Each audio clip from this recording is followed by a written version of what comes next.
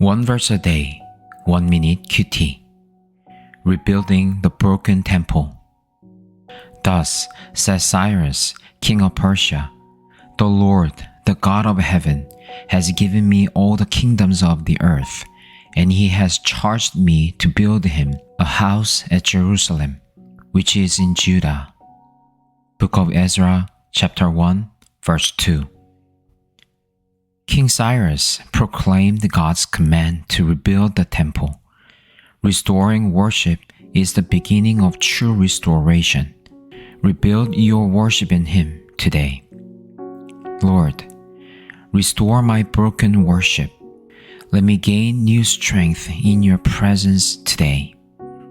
In Jesus' name, Amen.